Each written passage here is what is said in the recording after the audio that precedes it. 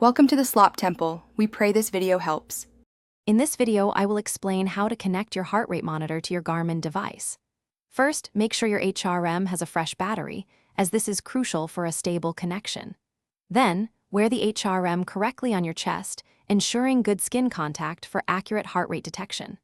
Finally, keep your Garmin device close, ideally within 3 meters, to facilitate the initial pairing process. This ensures a strong signal for seamless data transfer. Now, let's get your Garmin device ready for pairing. Navigate to the Sensors and Accessories menu, which is usually found in the main settings.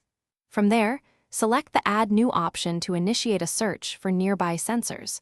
Your Garmin will then scan for available devices, including your heart rate monitor. This step is essential for your Garmin to recognize and establish a connection with the HRM. Once your Garmin detects the heart rate monitor, you'll see it appear in a list of available sensors.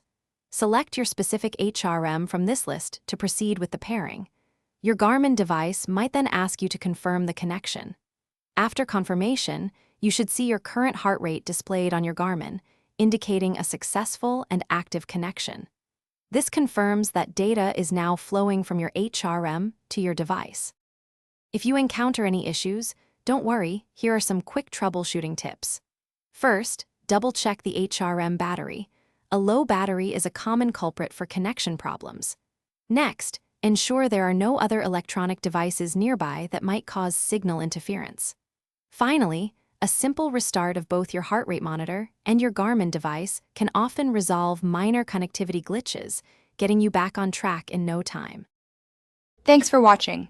Consider subscribing if we helped you.